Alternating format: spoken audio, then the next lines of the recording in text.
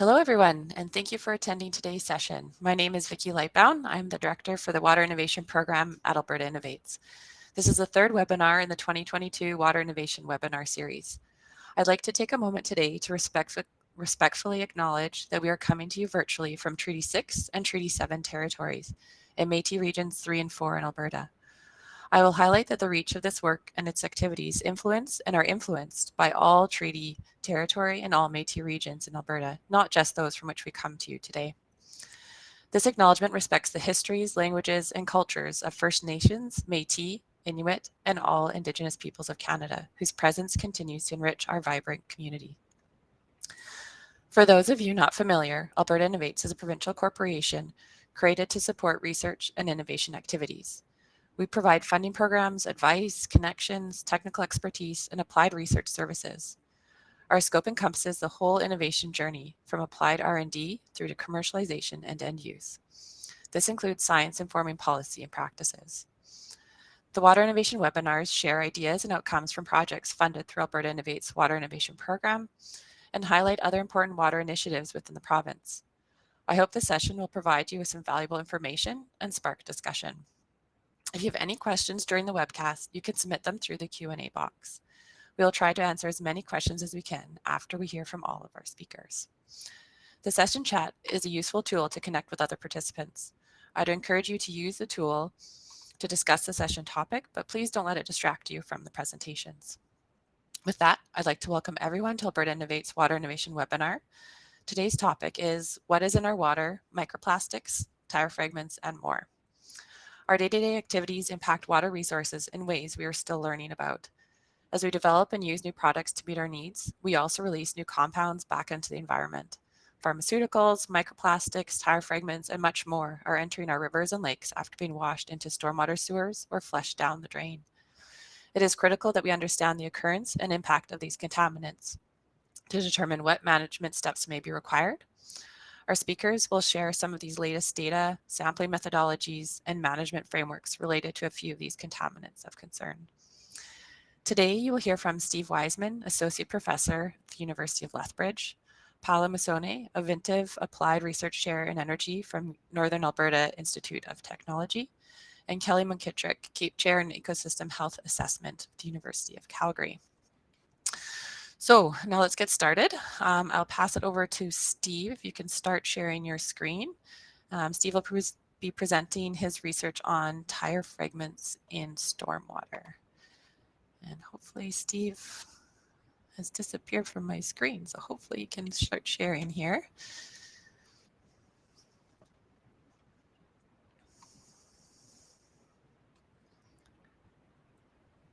All right, we may have lost Steve. Paolo, we might jump to you if you're ready. Get Paolo to load up your slides and we can sort out Steve here next.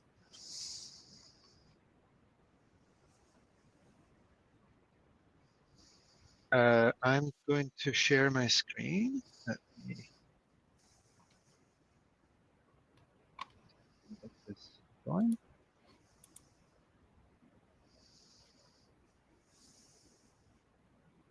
Vicky, can you confirm that my slide deck is up?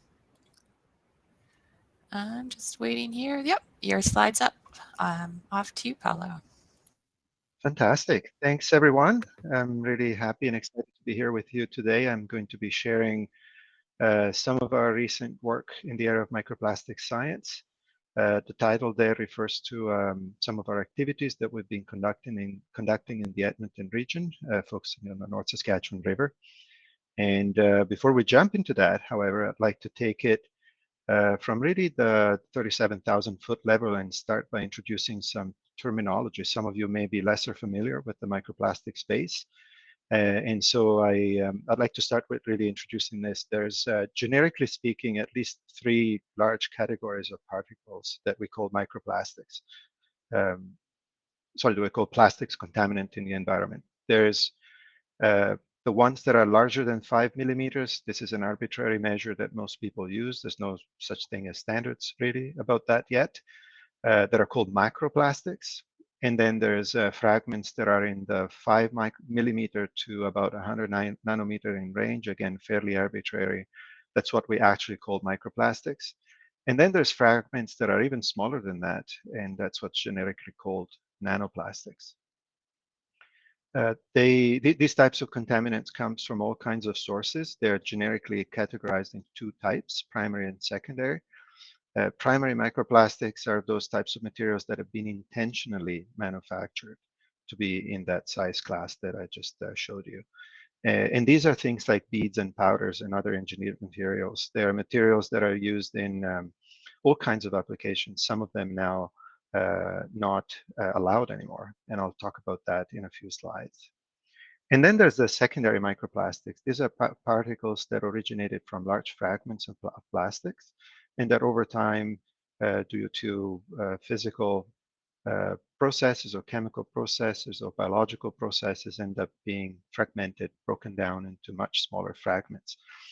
And this is really the biggest part of the problem when we look at microplastics contamination, because it's coming from plastic materials that have been abandoned or improperly discarded in the environment. And on the right-hand side, I'm showing you 4 pictures taken from Wikipedia as an example, where you can see some of these fragments. The bar notes a size of 1 millimeter, so you can see some of them are quite a lot smaller than that. Where are we at in terms of science? What's known about these plastics? It's a relatively new science, and by that I mean that the output in terms of published papers, so peer-reviewed documents, has been very rapidly increasing in the last 5 years. But really the field hasn't taken off, it didn't really take off since about 10 or 15 years ago. Originally, most of the work came out of ocean type studies, and this is because of the much known and publicized ocean big plastic patch that's in the Pacific Ocean.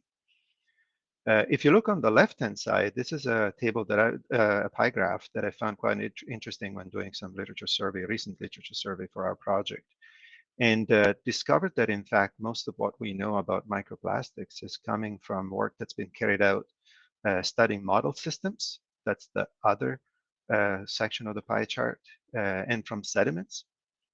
There's also an unknown component in this pie chart that the person that collected this type of information wasn't really able to explain in terms of source. Lots of literature that was published, but without a clear focus. This is really literature early in the days. And importantly for our conversation today, the segment of knowledge that we have currently in the published literature that refers to water is only 15%. And a very large fragment of that, no pun intended, has to do with, as I mentioned, ocean research. The freshwater systems have been studied a lot less. As I mentioned, it's a rapidly growing area of research internationally, and thousands of publications are now published every year. Unfortunately, on our side of the world, in Western Canada and Alberta in particular, there's very little knowledge in the area of microplastics. I'm aware of only one paper that has been published if we look at Alberta as a region. More importantly, I think for the future, we have not yet seen data collected we haven't seen yet data that are being collected and generated being saved in repositories that are accessible by the general public or by government agencies. This data tends to still live with the researchers. A lot of this data still tends to live with researchers. And I think going forward, it's going to be important to find ways to harmonize and access this type of data. Where do they come from? Where do microplastics come from?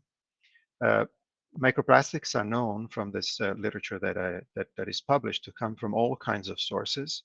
There's evidence that they may come from wastewater treatment plants, particularly the ones that don't have tertiary filtration systems installed. They can come from all kinds of industrial processes that have not been equipped with methods to retain them or to retain other contaminants. And so this can include a very wide range of outputs into a system like a river, for example. There are studies that indicate they may also come from landfills. And this could be a historical legacy of the way that we've been disposing of these materials in the past. Increasingly, there's evidence that they could be found in biosolids. And so this is important to note with an eye towards thinking about impacting on the agricultural sector, for example. And there's significant evidence that some of these microplastics come from urban runoff. Last but not least, of course, microplastics form one of the foundations of modern society, technological materials. We all wear clothes at some point that are made of polyester and other materials that are plastic-based, and all of those products are known to shed, to release these types of emerging contaminants into the system. What do we know in terms of the science as far as where microplastics are going is also related to some emerging evidence that shows that their concentration, their occurrence is very, very directly correlated with how we use the land, and particularly with the way we use the way that urban environments are structured. So the way that that cities are structured, for example, around a large river, like in the Edmonton region. They're highly correlated with population density and also with the type of wastewater treatment facility that may be affecting that body of water. Very importantly, the physical characteristics of the watershed are very important. And related to that, the seasonal influences are also an important factor in affecting microplastics concentration. And this is primarily through a phenomenon that we know as the runoff. So in a geography like the one that Edmonton is in, where the North Saskatchewan changes dramatically in how it flows through the year, this is one of the very important variables that should be studied when contemplating doing microplastics research across a region like ours.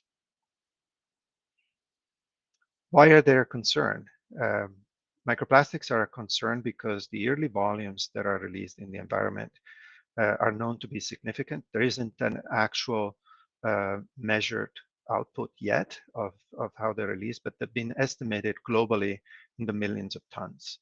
And there's reports that have been trying to come up with estimates based on how much of these plastics are currently being landfilled.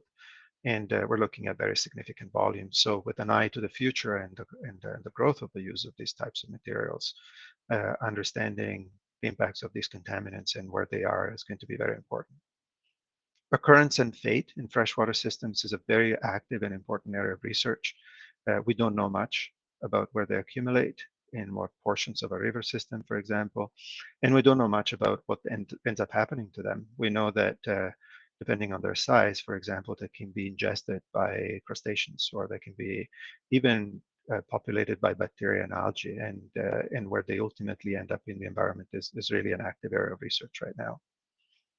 The chemical structure of plastics can lend itself to accumulating metals and organic contaminants that are in the environment. So in this sense, microplastics become an emerging contaminant because they can function as a vector for and an accumulating place for other contaminants that are already in the environment.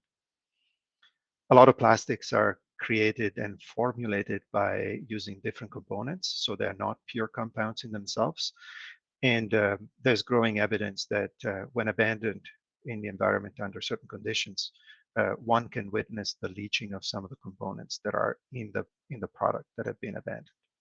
And so we may have components that are plasticizers, as an example, that leach out as if microplastics, and in themselves, this can create a problem.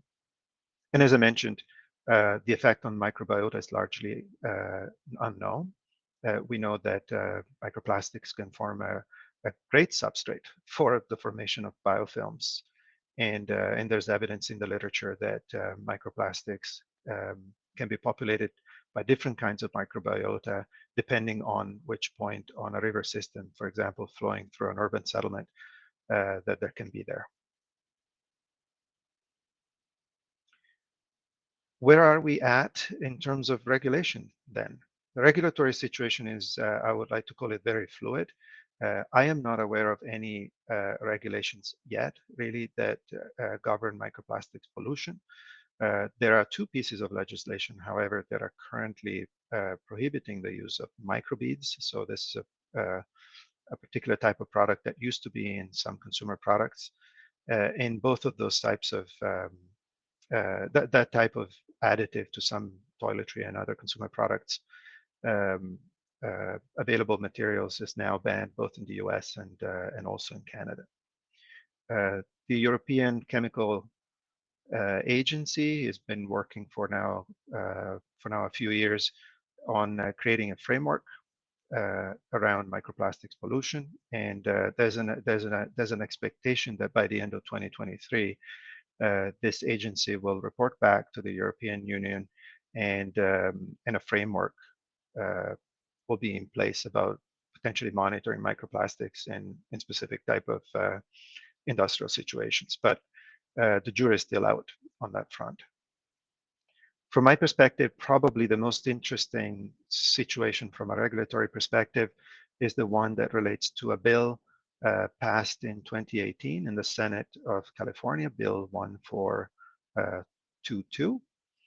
That bill required the state Water Resources Control Board, also known as the Water Board in California, to accomplish a couple of things. One was to define microplastics, at least for that part of the world, specifically in drinking water, and this was accomplished on July 1st of 2020. And further, the bill required the Water Board to come up with 4 particular strategies that I'm going to talk about in a second by July 1st of 2021. The first item was to adopt a standard methodology that was going to be used for testing microplastics in drinking water. And this has been accomplished with a policy handbook that was published in August of this year. The second was to adopt requirements for 4 years of testing and reporting of microplastics in drinking water in California. And this is work that has not yet started. It's slated to commence in 2023. There's a consultation effort that's happening right now in California on where to start and how to do it. The third item was starting to lay the foundation for issuing in notification levels and other guidance to help consumers with interpretation of this testing and results. And this work is also ongoing. And very importantly, last but certainly not least, the State Board has also created a process for creating, basically for qualifying laboratories that will be working with the state to support the creation of this data bank. So this is all ongoing in Southern California, and I'm happy to note that our research team, Jeremiah Brooks, particularly on my team, is one of the members on the working committee that's developing these lines. So with that background in mind, I'd love to talk to you for a few minutes about our specific involvement in the microplastic space and the project that we currently have ongoing. This is work that's funded through Plastics Research in Action, Heartland Polymers, excuse me, and Dow Canada collaborators on the project. The project is really aiming at contributing to the standardization efforts that are ongoing as far as both sampling and also processing of samples, freshwater, as well as sediments. The standardization is very important because the ultimate goal is the idea of creating an ability to compare samples across different jurisdictions. And until late 2020, it was really a bit of a Far West situation with no real guidelines.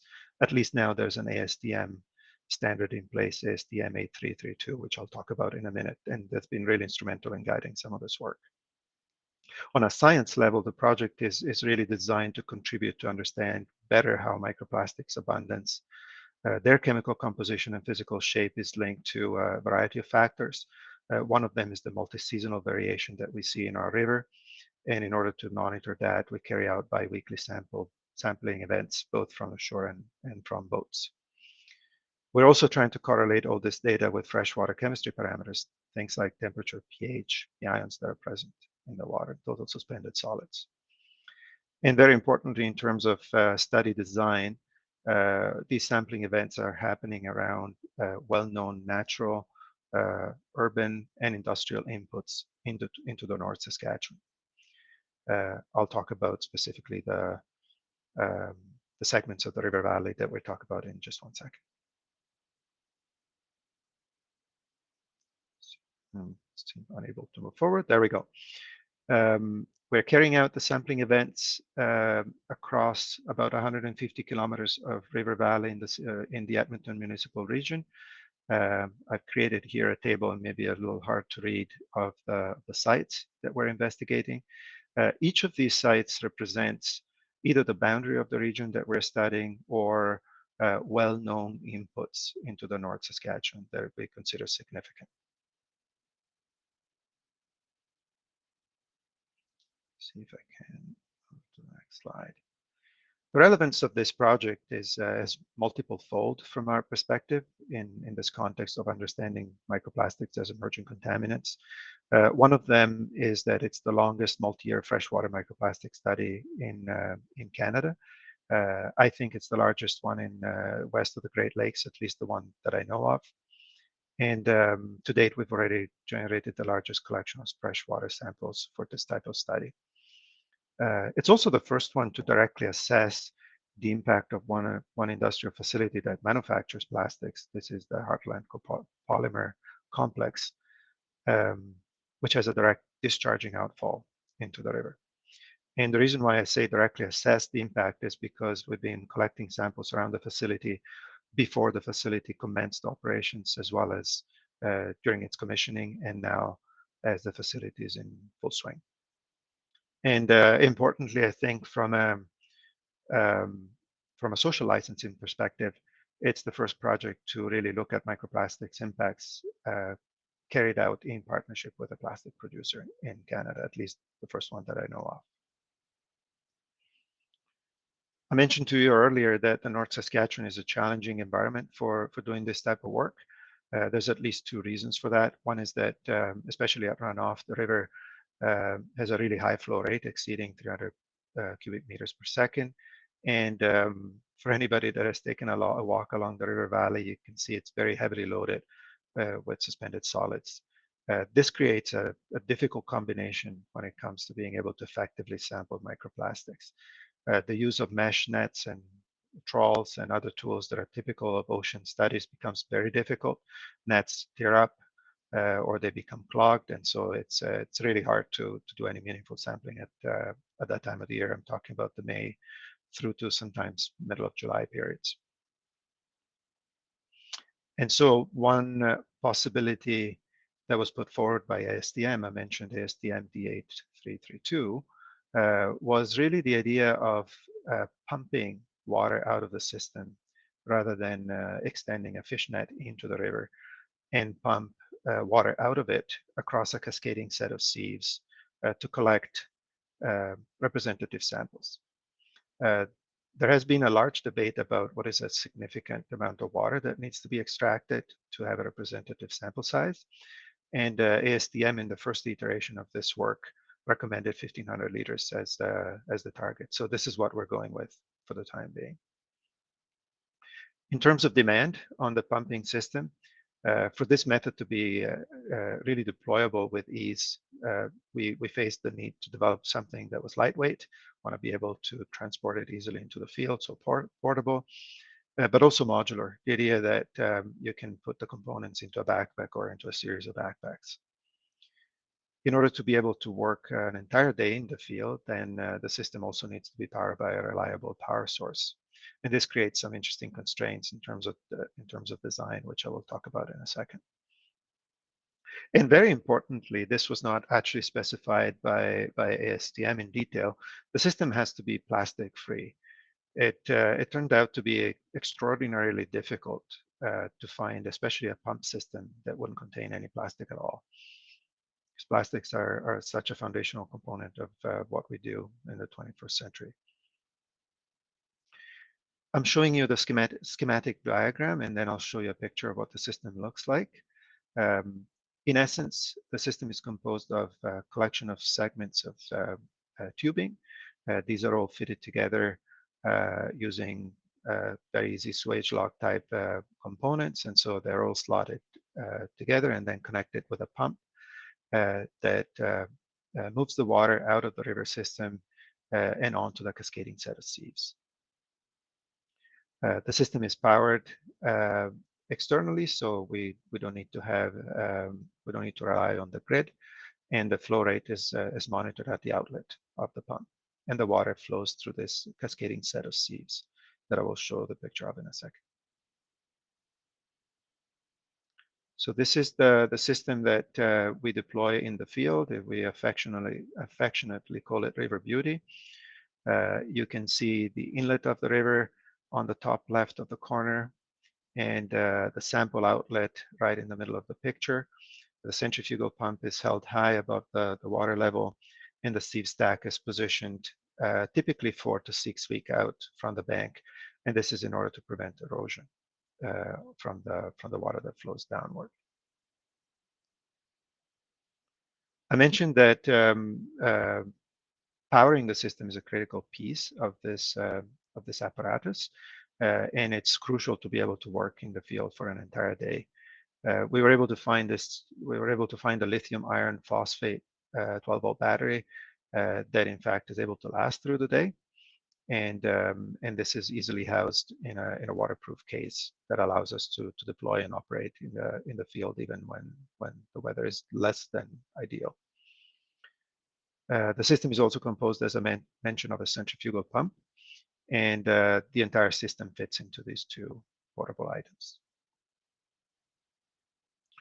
The pump itself is really the heart of the system, and this is a deviation from our choice. The idea of using a centrifugal pump was a deviation from the recommendation that ASTM put forward, which was to use a submersible pump. As it turns out, we were not able to find submersible pumps that we could power with the power source that we selected. And the centrifugal pump that we use was the only one that we could use where plastic components were simply not present, and that was light enough that we were able to carry it in the field and power it with a 12-volt power supply. So we went back to ASTM in June of this year. There's a slide about this later on, explaining the work that we had done and made recommendations to include this as a variant on the method. The sieve stacks are easily purchased commercially.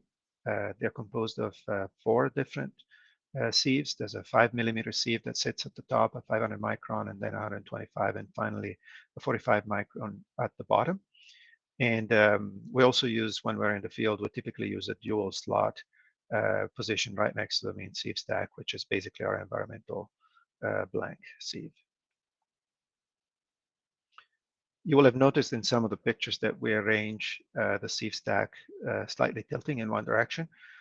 This is so that we promote airflow and circulation. And this really, in the beginning of the season, we found is very useful in promoting, reducing the risk of clogging as we go through the sampling event. I mentioned earlier that we set up the system farther from the shore, and this is like I mentioned, to avoid erosion of the system. Especially at the beginning of the season, it proved very beneficial to have spare 45 sieves at hand. And this is because when the river is really loaded with total suspended solids, the sieve itself can become clogged quite quickly. So if I was to summarize this, the system is capable of collecting 1,500 liters, which is what ASTM expects in the current version of the standard, in approximately 45 minutes. When you're running this system in duplicate, which is what we're doing right now, it means being able to generate at least 10, sometimes 12, on long days, even more than that, samples for each of the locations that we're operating at. The system is very easy to set up. A skilled crew like the one that now operates in the field for Nate is able to do that in less than 8 minutes. And it's also a system that allows you to track what the contamination might be using those blanks. This is also an addition to the ASTM standard, which doesn't contemplate that. I'm proud to say we've run the system in, like I was saying earlier, lesser than inclement weather. And the whole apparatus proved to be weather resistant. So there's no real need to pack things up and leave site if a shower comes along. The work has been ongoing for this particular project has been ongoing for 3 years. The system that I showed you has been in use for now 2 field seasons in the updated and the modernized version for the season of 2022, so the last recent one. We've been sampling across, we've been sampling in all kinds of situations, cross river, upstream, downstream. We've been able to collect samples using a boat, so that's kind of midstream effluent situation and mid-river. An image of how we go about doing some of the sampling is provided here, just for a bit more context for those of us that benefit more from seeing visually how the systems are set up. And the flexibility of the setup also allows you to measure directly from an effluent if that's one of the objectives, as well as assemble on a boat like the ones that we're picturing here. This is work carried out in collaboration with our industry partners at Interpipeline. All these findings and learnings, as we call them, about building the system, operating the system, iterating on the design of the system, and some preliminary data about using the system, we collected and presented recently at an ASTM symposium. This was held late in June of this year. A symposium that was set up as an opportunity to gather input from the community of practice on the ASTM standard D8332. And at that event, we showcased our sampling system, like I mentioned, and provided feedback to the community that's in this field. Where are we going next with this work? In terms of sampling, I believe it's going to be very important to reduce costs of deployment, and having a crew in the field of experts can be very expensive. Having 4 or 5 individuals in the field at all times is expensive, and we heard this from industry partners that would be interested in getting into monitoring on their own, but don't necessarily have a full crew available to do that. And so the idea of moving towards autonomous sampling is one that was brought to our attention about a year ago or so. And so we initiated a project that was really about developing an autonomous system. So we went through a cycle of engineering design and then commissioning, and then we were able to deploy the system that you see here in the field in late 2022. In terms of validation, we've been able to bring the system out for one sampling event in late summer, and it's going to be a part of our work to bring the system out further into the field next summer and further validate it. In terms of future work, what's on the horizon for us is finding a way of prime the system. It's a centrifugal pump, so it needs to be primed. Finding a way of self-priming the system so that technicians don't have to do that. That can be time-consuming and a bit laborious. We're looking at options to be able to do that. Importantly, to expand the science and knowledge about what's in the environment, adding 20-micron sieves. This is not obvious. In some situations, it might require a vacuum system or some contraption that we haven't quite figured out yet. Importantly, in terms of knowledge dissemination to the community of practice and to scientists, we're developing digital content and knowledge content. We're working on creating webinars, tutorials, hands-on training materials that we would love to disseminate, not just with our own students, but as I mentioned, with students in general, industry professionals, government, and other researchers that are interested in this field. The project is currently scheduled to continue until March of 2025, so we have 2 more field seasons ahead of us where we'll be collecting samples. A key piece, I believe, not just for this project, but for microplastic science and for the community of practice, for regulatory agencies, with an eye to the future, I think, is training the next generation. We've invested very heavily on that already in getting up to speed with techniques, both in the field and in the lab. And we've included students that come from the Edmonton region, all the institutions that have been active in some way or another in the microplastic space. So lots of students from NAIT but also students from U of A and McEwen. And on the safety side, being in the field, for those of you that enjoy it, like myself, needs to be done with care, obviously, and I'm happy to share with that over 750 hours to date, and no accidents. I'm the one presenting today, but really the magic is in the team that has been doing the work and has done a lot of heavy lifting also in generating the literature surveys and gathering the input. The project really wouldn't be as far as it is without Jeremiah Brooksar right in the center, and with the rest of the team that's participated in making this happen and pushing it forward. So a big thank you to the Technology Access Center for Sensors and Systems Integration here at NAIT. I mentioned to you Heartland Polymers and Dow are supporting this work. We're also thankful to NSERC and to MITEX for funding a good portion of this work as well, and our students too. Thank you for listening, and I'll be very happy to take any questions you may have. Thank you, Paolo.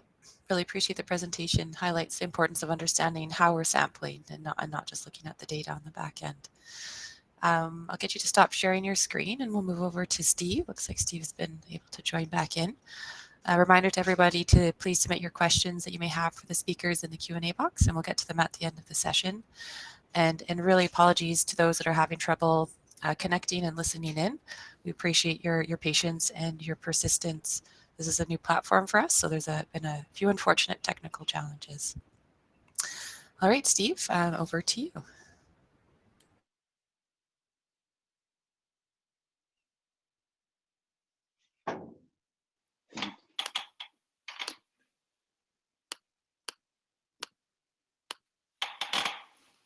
All right, hopefully you can see that and you can hear me. Oh, it's coming back now.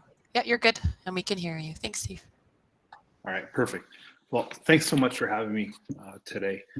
I'm going to talk about a particular chemical called 6-ppd-quinone, which in a toxicological, in toxicology, we've only known about this for probably less than a year. But in that year, there's been a lot of concern about this chemical. So I'm going to give you a little bit of the background of why we're concerned about it, some of the work that we're doing here at the University of Lethbridge and with colleagues at the University of Saskatchewan, and then some of the work that we're probably envisioning down the road. It's a large student component to this work. Undergraduates and graduate students, both here at the University of Lethbridge and at the University of Saskatchewan, were funded by the Department of Fisheries and Oceans and their Contaminants Advisory Group. Also some funding through Alberta Environment and Parks at the Office of the Chief Scientist, NSERC, and my lab, I'm funded by a Canada Research Chair. And this picture you see over here on your right, you can see this is some stormwater flowing into the Old Man River here in Lethbridge, and there's a certain irony in that picture. It'll become a little more clear as I go through. So just some background. For quite some time now, we've known about this phenomenon known as urban runoff mortality syndrome. This was primarily in the Pacific Northwest of the United States, particularly in around Seattle and Tacoma area. And what they had seen is that during the coho salmon runs, during the spawning season, you would often find, coho salmon would die in these small streams that they were migrating in. Those that weren't dead were displaying mouth gasping or gaping, fin splaying, disorientation, a loss of equilibrium. And this gathered a lot of attention. And as researchers looked into this, it seemed to occur every time there was a rainfall event or a storm event. It only really impacted coho salmon. Other species like chum salmon weren't affected. And so, coho being a species of considerable importance, there was a lot of effort went into trying to figure out what was causing these fish to die. And there's been numerous papers on urban runoff mortality syndrome. At first it was, the usual suspects. Is it pesticides, insecticides or herbicides? Well, that wasn't the answer. Was it heavy metals? Was it basic water quality? it might seem counterintuitive, but sometimes when you get really heavy rainfalls and a lot of stormwater entering a river, you can actually get hypoxic events, so a lack of oxygen. None of those were the answer. And what it turned out was that when you looked at the water chemistry, whenever you saw these mortalities, you also saw tire wear particle leachate in the water. So you're seeing, you just saw the presentation on microplastics, you're seeing microparticles of rubber tires. So this was the first clue that had something to do with rubber tires. And then last year, this paper came out in Science, and it's an excellent paper. And what they did is they identified this particular chemical, 6-ppd quinone, as the cause of this urban runoff mortality syndrome of coho salmon. What they basically did is they took some fresh tires and some old tires. They ground it up and took all these particles, leached chemicals from the tire, and then through a series of steps, they would fractionate those chemicals into different groups. And eventually they got down to a fraction that had a small enough number of chemicals that they could do toxicity testing.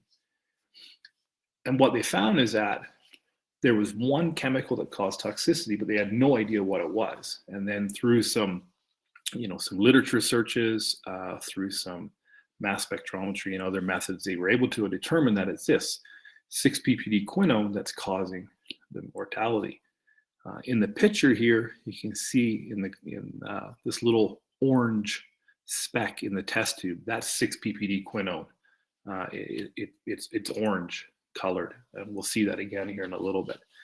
So the culprit is 6-ppd quinone, but 6-ppd quinone isn't put into tires.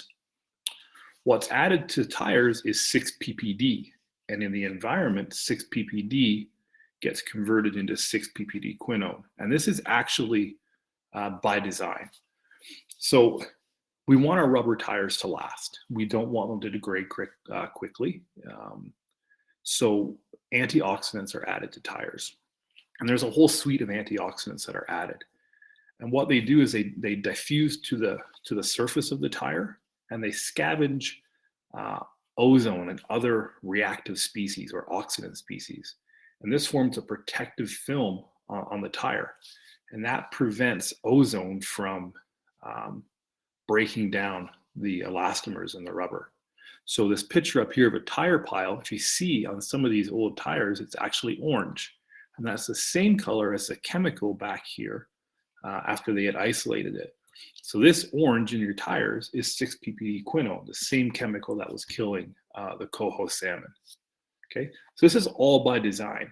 6-ppd is added to tires. It reacts with ozone to prevent breaking down of tires. So this is all by design. This is what's supposed to happen.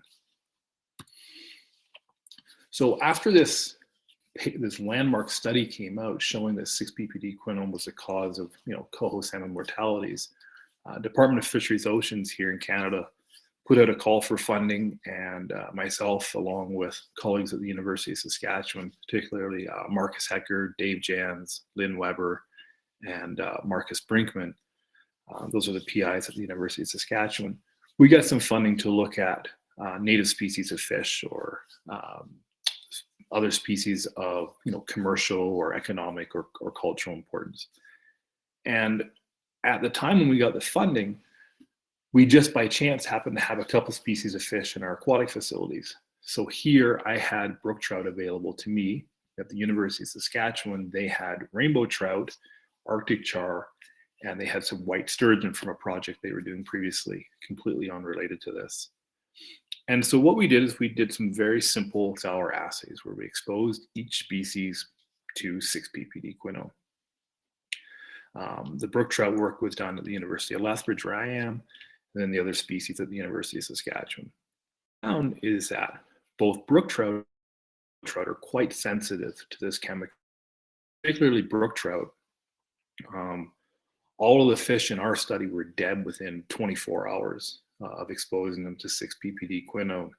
In fact, in our highest exposure concentration of 4 micrograms per liter of this chemical, everything was dead within, I think it was 3 hours. After the grad students had started the study, one of them came up to get me and asked me to come to the aquatic facility to take a look. And I figured, something was going wrong. Maybe the water, the plumbing was broken, who knows. And when I walked in the room, well, all the trout in these tanks at the high concentration of chemical were dead.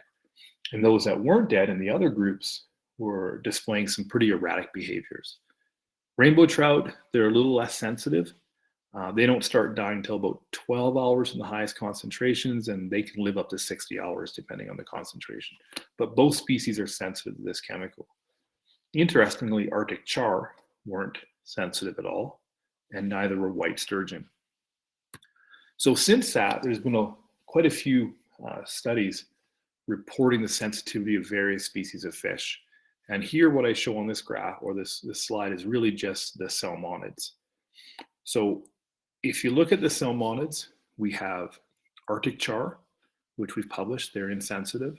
Bull trout are insensitive, which is great considering their conservation status, particularly here in Alberta. Brown trout are insensitive. The West Lobe cutthroat trout is insensitive. So the bull trout and the cutthroat trout we've done in my lab. Atlantic salmon are insensitive in a paper that came out recently, although I suspect that might change with some other data that's coming out from some colleagues in New Brunswick. And a recent study from Japan showed that a particular species of dollyvarden and another species of salmon are insensitive. So at concentrations, depending on the study, from 5 to 20 micrograms per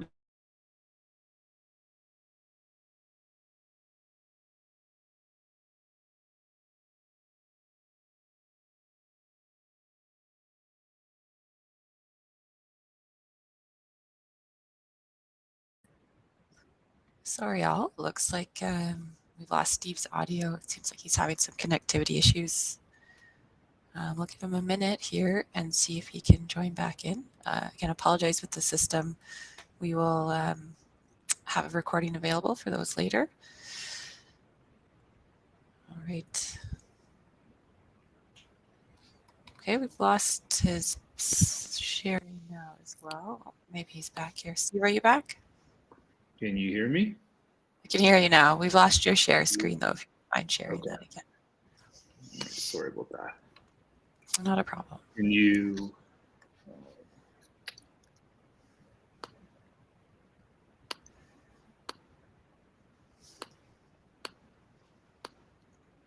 So can you see my screen and hear me now?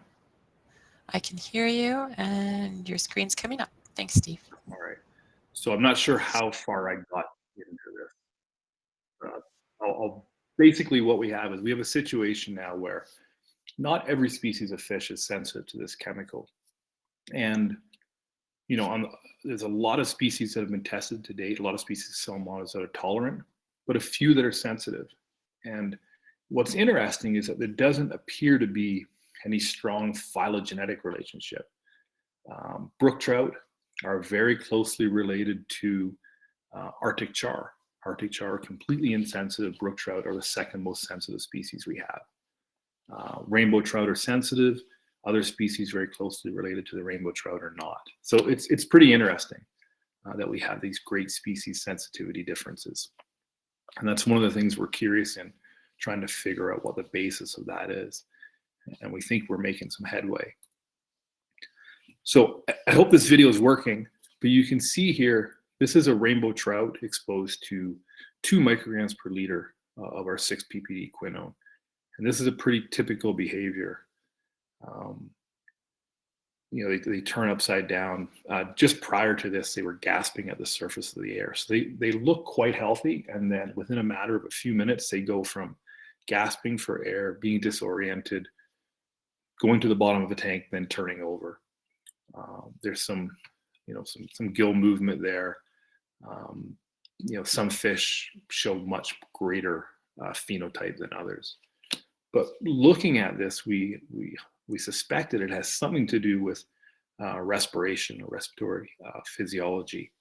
So I want to go into a little bit of the mechanistic work we've done, trying to figure out why this chemical is causing these effects. We simply looked at mitochondrial function. So mitochondria utilize oxygen to produce, energy in the form of ATP. And so using gill cells and liver cells from rainbow trout, what we see is that for rainbow trout exposed to 6-ppd quinone, they have a greatly increased rate of oxygen consumption in the gills. But that's not the case in the livers. Interestingly, the livers are able to biotransform or metabolize the chemical, whereas the gills don't. So we think what's happening is that the gills lack the ability to break down the 6-ppd quinone, and as a result, the chemical is affecting oxygen consumption. So it's utilizing its oxygen quite rapidly. So it's not a complete story, but there is some indication that the site of toxicity at least is the gill, and it has something to do with oxygen consumption rates. So we think it with biotransformation or metabolism. So if you look in sensitive species that we've used, we don't have access to coho salmon. But in brook trout, they don't metabolize the chemical at all. Rainbow trout do metabolize it, but not great. So there's two types of metabolism we look at. We break it down into phase 1 and phase 2. The small check mark here by rainbow trout simply means that there's a little bit of metabolism of the chemical, but not that much. In the west slope cutthroat trout and in the white sturgeon, both of which are tolerant species, they're quite good at metabolizing this chemical.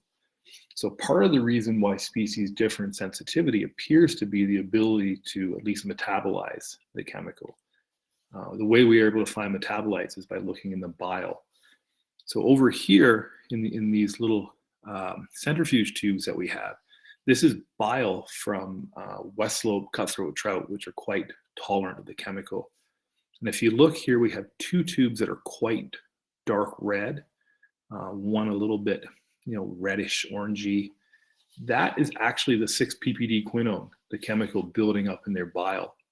And we don't see that in the control fish. So the bile of the treated fish looks like the chemicals accumulating there. And that might be something we can pursue to develop a biomarker of exposure to this chemical, where we could go out and sample fish in the wild and look in their bile for whether they've been exposed or not. So we think metabolism plays a role, and we think the gill respiration plays a role. The other thing that plays a role is hemoglobin. So hemoglobin transports oxygen.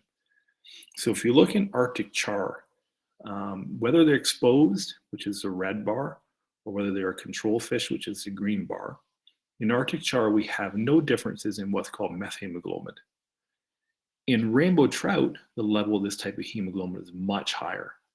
And what's significant about this type of hemoglobin is that one of the iron molecules in hemoglobin is actually changed in its state. So normally iron is in what we call a ferrous state, but in some hemoglobin you get conversion to a ferric state. And when that happens, there's a decreased ability to bind oxygen. So if you can't bind oxygen to hemoglobin, then that oxygen can't be delivered to tissues and organs. So if you're a gill, what little bit of oxygen you have, you use it up very rapidly in a sensitive species, and you don't get more delivered to the gill. So that's more indication that oxygen metabolism is probably playing a role in the sensitivity of fishes to this 6-ppd quinone. So that's the work we've done on mechanisms of toxicity and some differences in species sensitivity. We definitely have a lot more to do on that end. So what I want to turn to now is a little bit more about environmental levels of 6-ppd quinone. So the scenario is pretty simple. You drive your car, there's wear and tear, particles build up on the roads. You get a rain event, that debris that builds up on roads flushes into surface waters, and organisms get exposed. If they're a sensitive species and they're exposed to enough, you could get lethality. Now, 2 to 45% of the total tire particle loads enter receiving waters. And sediments can contain out to about 5,800 milligrams per kilogram of tire wear particles. So tire wear particles are entering our surface waters. If you think about the situation here in Alberta, particularly here in Lethbridge where I am, we go incredibly long periods without any rainfall. So, we go 2 months without any significant rainfall. That's 2 months of rubber tires breaking down and particles building up on highways. Then we get an intense rain event. All that material flushes into our surface waters. And so there's a real diversity of chemicals entering, including the 6-ppd quinone. So this is some data from that paper that first reported this chemical. And so I want to walk through the graph a little bit here. What we have here is we have data from 2 different sites in Seattle where they collected roadway runoff, a site in Los Angeles, and then we have the receiving water in Seattle and receiving water in San Francisco. The red line is the LC50, or the concentration of this chemical that causes 50% mortality to coho salmon. The dashed line are the amount of this chemical that will leach out of either 1,000 milligrams per liter of tire wear particles or 250 milligrams per liter of tire wear particles. And then the data are these points and these box plots. Basically what we have here is, at one site in Seattle, we have concentrations up to 19 micrograms per liter of 6-ppd quinone. Other areas, it's in that 4 to 6 range. In Los Angeles, it's around 5. Then in receiving waters, not surprisingly, it's quite a bit lower because you get dilution. But the point here is most of these data points, particularly in roadway runoff, are well above the concentration that is lethal to coho salmon, and also the concentrations that are lethal to brook trout and rainbow trout from the work we've done here in Alberta and Saskatchewan.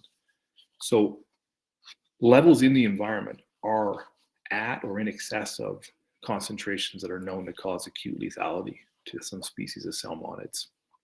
And so that is concerning, but that's in the Pacific Northwest where this urban runoff mortality syndrome was first noted.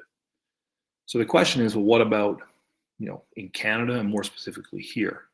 So there really hasn't been much done. There was a study done in Ontario in the Toronto area looking for 6-ppd quinone and some other compounds that are found in tires. Tires are full of different chemicals, not just 6-ppd quinone.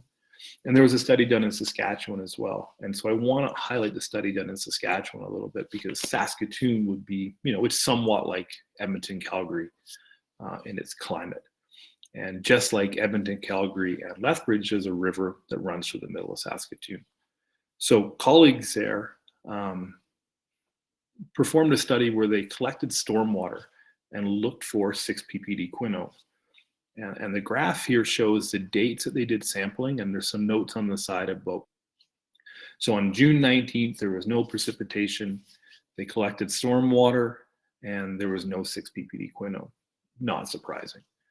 On June 20th, they sampled about 9 hours into a storm event. That's, by that time, 7 of the 25 millimeters of precipitation had fallen, and 6-ppd quinone concentrations were quite high, as you can see from the bar graph here on the 20th of June. On the 25th of June, they sampled into a storm event, but there was 24 hours before they conducted their sampling. So while there was some 6-ppd quinone in the stormwater, it was as on June 20th when they had in. And that's important. Quinone comes off of roadways quite rapidly after or during storm events. So you really have about 9 to 10 hours, maybe 12 hours to capture the chemical. After that, if you sample, you really don't find it. It washes off quite quickly, which is important and can inform us about future stormwater sampling. When you do a regression analysis, what you find is that the major drivers of 6-ppd quinone in stormwater are roads, residential areas, and then commercial areas. Industrial areas really don't have much of an effect, and not surprisingly, green areas. So basically, wherever you have cars driving on roads and you have a lot of that, that's going to contribute to the 6-ppd quinone in stormwater. So if you take, and there's been a couple other studies since this, but if you take a couple different studies, the study along the US West Coast, the study in Toronto, the study in Saskatoon, and you look at the concentrations in stormwater, there are concentrations in there that are in the range and in excess of the concentrations that cause toxicity to salmonids. So this is, I'm sorry, this is mixed up here, but the brook trout actually has an LC50 of 0.59 micrograms per liter. So 0.59 micrograms per liter will kill brook trout in less than 24 hours. And that's a concentration we regularly find in stormwater in these areas. Now in receiving waters, it's a little different. In the West Coast, they do find it up to 3.2 micrograms per liter, which is again in excess of the concentration that causes lethality to all the sensitive species we've identified to date. In neither Toronto or Saskatoon did they detect in receiving water, but I know the authors of both studies and their there, including not sample the receiving waters and when. So what about Alberta? We don't know anything yet, but shortly after we published this work with our brook trout and rainbow trout, we were talking to Alberta Environment and Parks and the Office of the Chief Scientist, and they were kind enough to give us some funding to start looking at stormwater in Edmonton, Calgary, and Lethbridge. So in Edmonton, we've been working with EPCOR, and they've been doing some stormwater sampling for us. In Calgary, the city of Calgary has been doing stormwater sampling. And here in Lethbridge, it's not been the city, but it's been a former undergraduate student of mine, Emily Mertens, who's been going out and riding her bike in the rainstorms to sample stormwater for me. And I've just got 2 pictures of stormwater here in Lethbridge that Emily samples. For folks that might know Lethbridge, this top stormwater, this is near the Lethbridge Golf and Country Club. It probably drains, it probably has the largest catchment area of any stormwater stream in the city. Concerningly to me, it is about, I don't know, 200 meters upstream of our drinking water intake. And then our other site here, we have 4 sites in Lethbridge, but another site here, this small flow of stormwater, this is water that's running directly off of this bridge. This is Whoop-Up Drive. And the irony here is that we do have a rubber tire sitting directly in this stormwater that we're using to look for stormwater related chemicals. So we have all the samples collected. We've been collecting samples for about 6 months now in each of these cities, 4 to 6 sites per city. And the samples are currently running on a mass spec at the University of Saskatchewan. So I don't have data to show you. But what I will say is I guarantee the chemical is there. And I'm pretty confident that our analysis is going to show 6 ppd quinone in stormwater in each of our cities. So I say that because I've seen what other people have published, and I say that based upon this table that was in this paper that came out. These are estimated global annual environmental releases of 6 ppd quinone through tire wear particle leaching. So this makes a bunch of assumptions. Composition of 6 ppd, which is a parent compound, can be anywhere from 0.4% up to 2% of the mass of a tire. Your average vehicle has 4 tires. A heavy vehicle has an 18-wheeler obviously has 18. And if you do some calculations based upon the amount of 6 ppd in a tire, the amount that 6 ppd is converted to 6 ppd quinone, and then release into the environment, what you can see is that, let's say, with 25% reaction yield, so 25% of 6 ppd is converted to 6 ppd quinone. The low end scenario is that we get 6.3 million, kilograms released per year, up to 31.6 million kilograms on the high end. So people drive cars, tires break down, 6 ppd quinone is in your tires, and it rains. So 6 ppd quinone is going into stormwater. That much I can guarantee you. So we'll see what the data says for Alberta. So where do we go from here? What we've done is looking in the stormwater. The next thing we want is to go into the rivers and see what we're going to find in rivers. We want to continue looking at species of fish. We've only done a small number. We'd like to look at more and see whether species might be sensitive.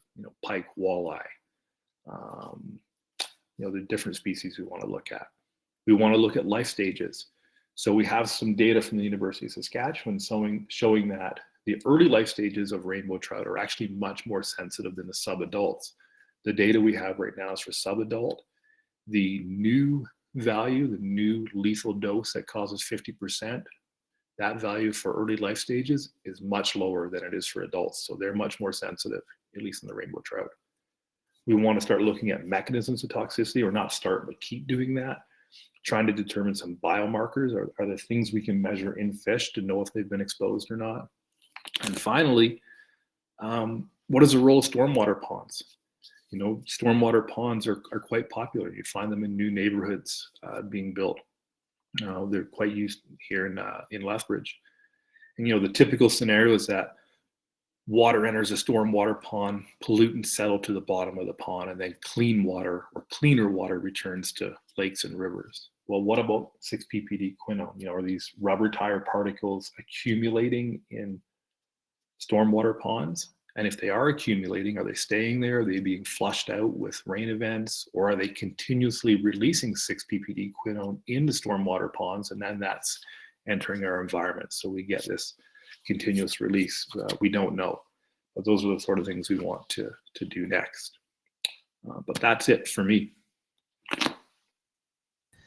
Thank you, Steve, and thank you for working through those technical challenges. I'll get you to stop sharing, and we'll pass it over to Kelly if you're able to share your screen. We'll make sure we can see your slides and we can hear you. Am I stopped? Yeah, you're good, Steve. Yeah. Can you hear me okay? I can hear you, Kelly, and just waiting for your slides to come up. Do you see my slide? I'll give it a minute here. Yep, they're coming up. Thank you very much. You're good to go. Okay, thanks. And thanks for inviting us to give an overview of our Bow River project. It's a bit of a different flavor than the last two projects. What I'm going to do is give you an overview of a very large project that Fred Rona and I have started in the Bow River.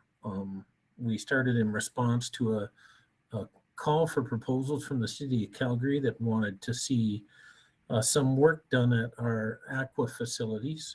The aqua facilities are advancing Canadian water assets, which are a series of experimental treatment systems and artificial streams that are integrated into the Pine Creek wastewater treatment plant in Calgary.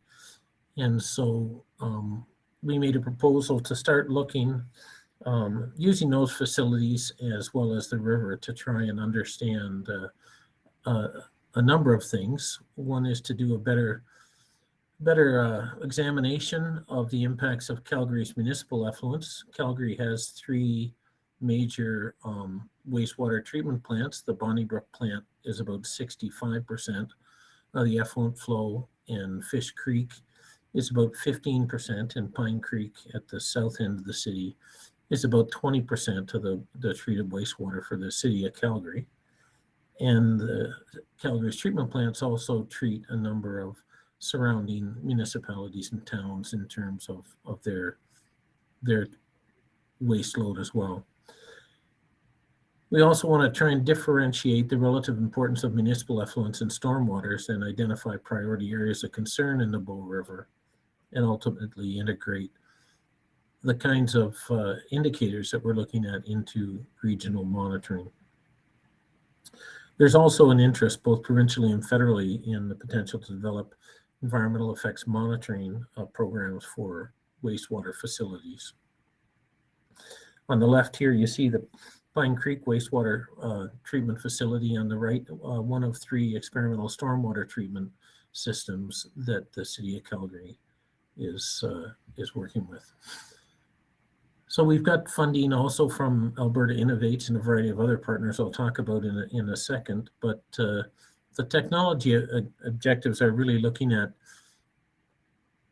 trying to develop effective indicators for receiving environment responses from primary productivity up to fish, to help develop thresholds that can be used to guide the optimization of water and wastewater treatment by the city, to identify key indicators and monitoring triggers that will be used to identify areas of concern, and then to engage with the city stakeholders and local Indigenous communities to develop knowledge translation, communication tools, and approaches to evaluating ecosystem changes.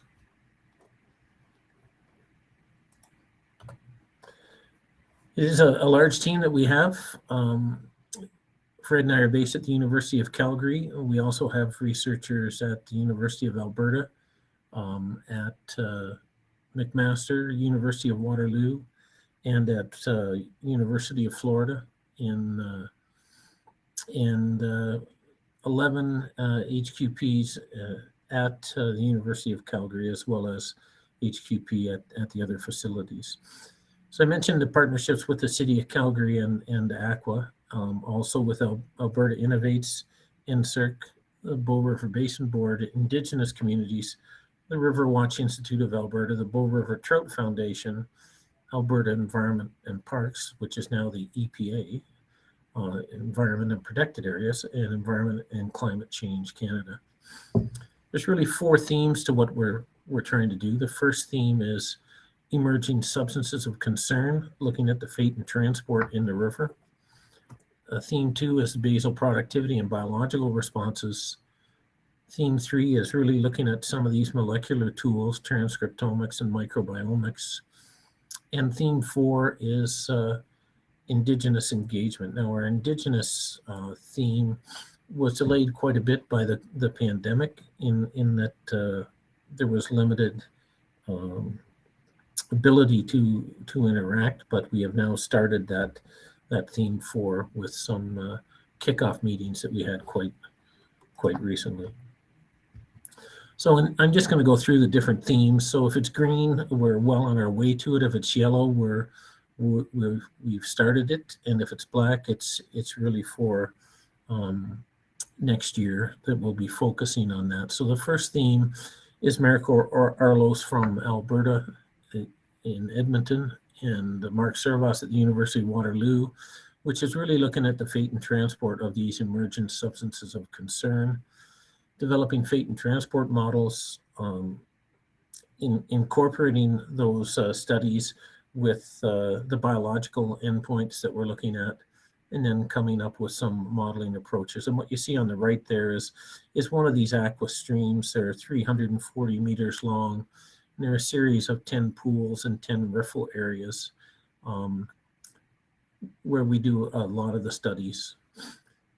The suite of emerging substances of concern, the City of Calgary has been doing a lot of work over the last several years. They've got a large suite of ESOCs that they look at, 9 hormones and 3 contraceptives, a variety of industrial surfactants, plasticizers, flame retardants, as well. We include in that group insect repellents and some others.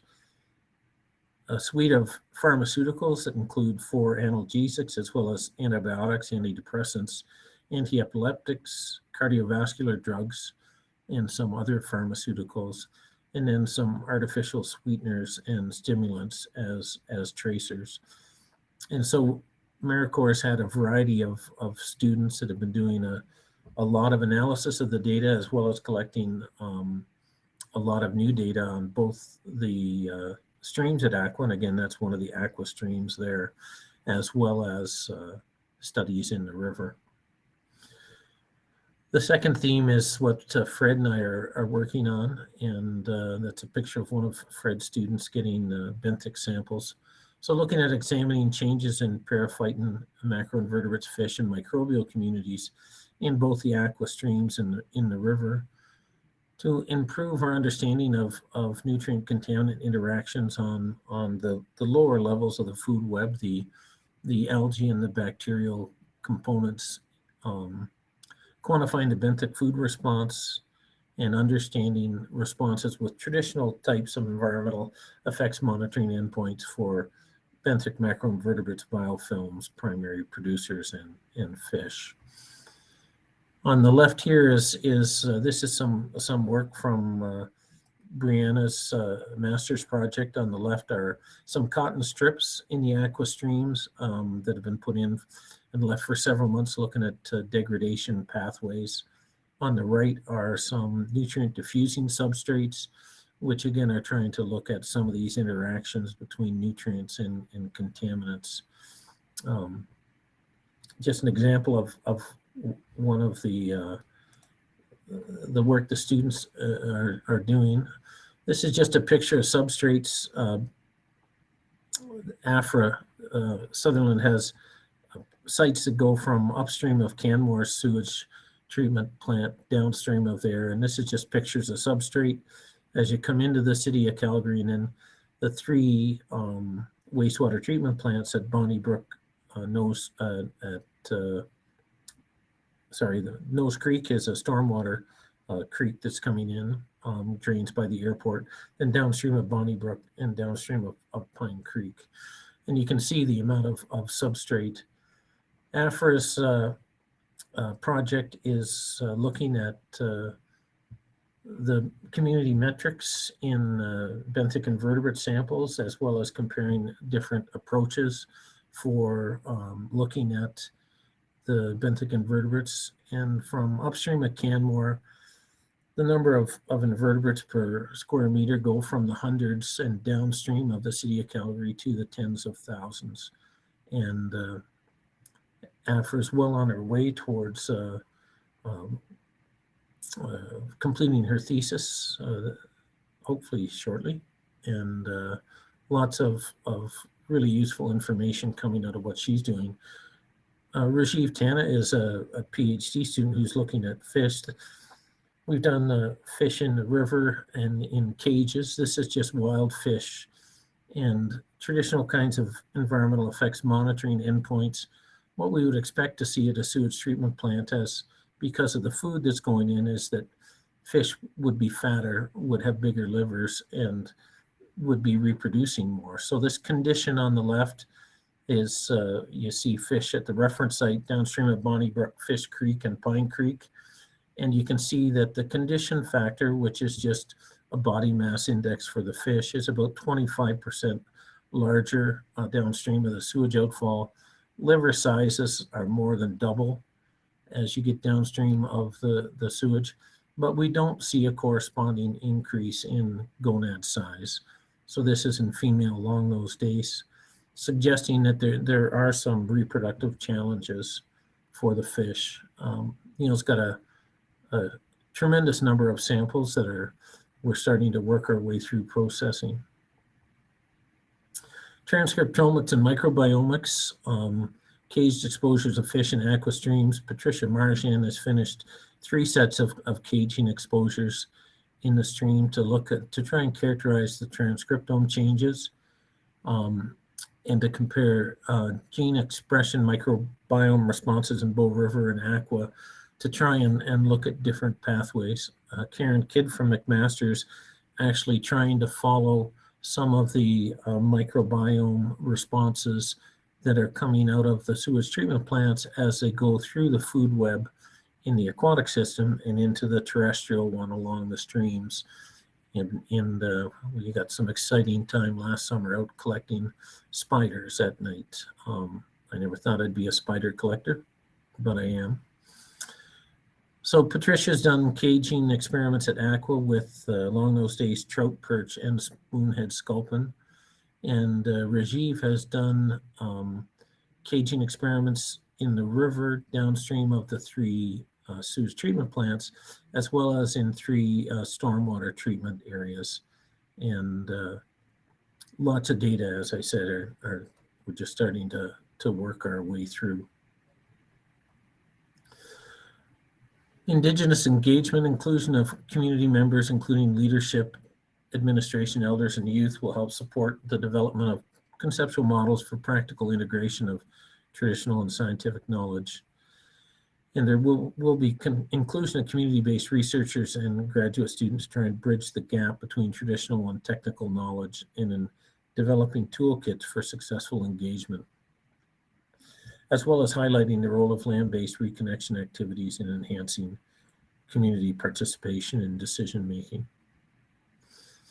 So future work, some of which we got started this year. We've got a new PhD student who started at Nose Creek. Nose Creek, as I mentioned, comes in, if you drive along the highway, it's as you come past the airport, there's a creek on your right-hand side, and it has somewhere in the neighborhood of 180 plus stormwater outfalls that come into the creek.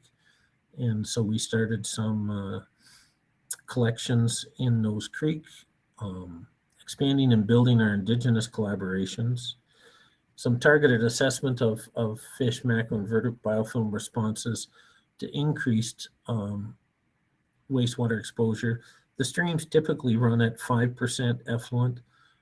We just completed last week, we upped the concentration in the stream to 15% effluent and did some caged fish exposures as well as macroinvertebrate and biofilm. The modeling work is starting up, and we're continually looking for broader stakeholder involvement in the work that we do. So trying to create opportunities for proactive identification of environmental degradation and treatment technology development. Picture on the right is a picture of the aqua streams when they were first built. There's of course a lot more vegetation there now. Trying to leverage the full potential of this facility. It's a globally unique stream mesocosm infrastructure. We have a very large grant application into the Canadian Foundation for Innovation to continue to expand the potential uses of that facility, but to allow for more robust risk assessment of complex organic pollutants, and trying to develop assessment tools relevant for policymakers and end users. Our learnings really from the first part of it, a lot of advantages working closely with the city. They've got a tremendous amount of experience and monitoring that goes on in the city of Calgary, and trying to add biological components into that system. And that our interdisciplinary group broadens the training for our grad students. In terms of the ESOCs, our tissue extraction methods need to be improved. We don't really have the capability to get down to the level of detection that we need when we're working with these small organisms. In terms of the basal productivity, we've done some comparisons of different technologies, and the glass slides that some groups use are less viable for biofilm biomass and chlorophyll A measures compared to some methods we're using with ceramic briquettes and river rocks. And then in terms of the biological responses, as I mentioned, the invertebrate community composition and abundance changes by orders of magnitude from upstream to below Calgary. The benthic invertebrate communities in the aqua streams in the Bow River are different and need to be compared carefully. Preliminary RNA sequences shows the long-nosed dace show responses to the background river contamination. The flow water that comes into aqua is downstream of 2 of the sewage treatment plants, and we can measure the responses from those upstream plants in those aqua streams, and then just some preliminary results from our exposures. So in terms of HQP training, the orange-ish students are at Calgary. The ones that should be in green are at the University of Alberta, and the red ones are at McMaster, but a range of students involved in the project. There's going to be a great deal of data coming out of this over the next couple years as these students start to wrap up their work. And as I mentioned, a large number of partners involved in the study, and I'll stop there and see if there's some time for discussion. Thanks, Kelly. Really appreciate the initial insights to your project and look forward to seeing what else comes out of it. We'll jump right into questions. We only have a few minutes left. We'll try and get as many as we can. So we'll start back with you, Paolo. In the Q&A section, you should see published questions now. The first one here is from Mark Donner. Do any in situ passive samplers exist for microplastics? similar to trace organics or other contaminants requiring larger volumes for processing? In situ samplers, so there are some examples of that reported in the literature. We decided to go with this system that is really design based using the STM method that I mentioned, because it's been designed specifically for sampling freshwater as well as wastewater. And the scope of the work being freshwater sampling along the North Saskatchewan, we felt that at the time that the system was coincidentally exactly, sorry, the SDM standard was coincidentally exactly what we needed. As it turns out, there's lots of learnings that we made and put forward recommendations for improving the standard. But I think we'll continue with that. If you think, if you in a context of passive sampling, nets are effectively passive samplers. They just don't seem to work very well. We've had a short and painful experience and decided to abandon them. Fair enough. Second quick question for you. Are you planning on extending your work to other river basins in Alberta, or is just going to be limited to? I would love to. That's one reason why we're here. So if anybody's interested in doing that, please, yes, there's lots of really interesting questions that one can ask from the point of view of the different geography and different type of urban and industry settlements that are along our rivers. I can go on to talk about it all the afternoon, and I won't do that. So yes, please, if you're interested, I'm certainly open to that. Thank you. I'll jump over to Steve here. There's a few similar questions, but I'll ask this one from Patrick Marriott that kind of summarizes a lot of the questions. Can 6-ppd be replaced in tire manufacturing? Are there any policies being planned that you're aware of to address this issue? And second is, tires are recycled into tire crumbs, popular at recreational facilities, playgrounds. Do you know if there's any concern there?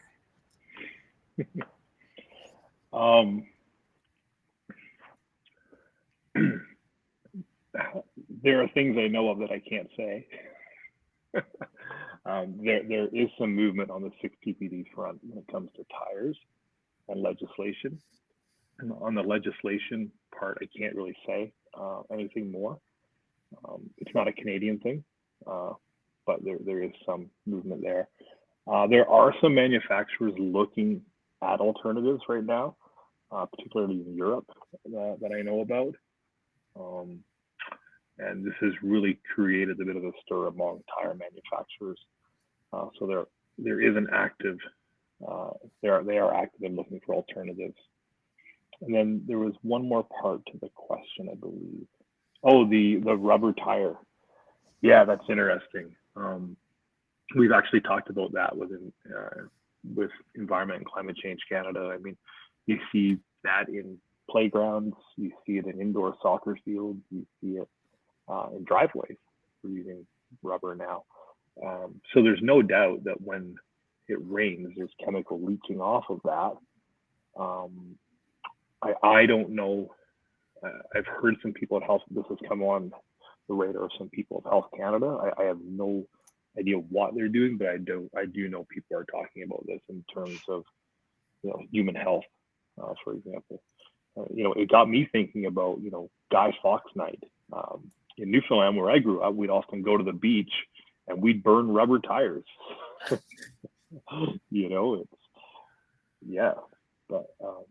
there's a lot, and it's not just 6-ppd quinone or 6-ppd in rubber tires. There's a lot of other stuff in there that can have some pretty adverse effects. Thanks. And building off of that, you may not have the answer to this, but you mentioned already human toxicology, but how does this affect the human body? And that if you were to eat some of the fish from the stream, and is 6-ppd quinone toxic to invertebrates? So just some questions about impacts to other species. For the invertebrates that have been studied so far, there's been no indication of toxicity in the few species that have been studied. Not a lot known on sublethal effects. There's a little bit showing some potentially altered behavior, but these are really high concentrations that people are using for that. We started to do some work using omics to look at potential sublethal effects. We haven't got the data all mined yet. And then eating fish, there hasn't been much done on the bioaccumulation of this. We do know it goes into the bile. But tissue concentrations, I haven't seen anything. The only thing I've seen is a study in Japan showing that it does cross the blood-brain barrier and get into the brains of some species of fish, but I have no idea how much accumulates. And so, you know, without a risk assessment, I couldn't say, and without knowing how much is in there. But my general thinking about fish is that there's so many healthy benefits to eating fish that I wouldn't shy away from them necessarily. It's like tuna. It might be a bit of mercury, but tuna is also quite good for you. So everything in moderation. Yeah, I think that's very, very true. I'll just do one more here for Paolo. Published it here. So Paolo, wonder what the analytical method you are using and what method did the California Water Board recommend for analytical method? Yeah, we're in alignment on that one as well, Vicky. We're using infrared spectroscopy. There's methods that are well developed for that. We've been also working with Dow Chemical Canada, and that's using a quantum cascade system, which is an advanced way of doing infrared spectroscopy that allows also for combined microscopy at the same time as doing the interrogation of the surfaces. And these are all methods that allow you to look comfortably down to about 10 micron. Nominally, you should be able to go lower than that. I don't know if I trust the data much below the 10 micron range, but that's the skeptic in me. Well, unfortunately, we are out of time. We have a lot of other great questions, but really appreciate the interest in our talk. Again, thank you for your patience with the technical challenges. A big thank you to our speakers, and thank you for everyone for attending today. I hope this session sparked some new ideas, some new questions, some new lines of research.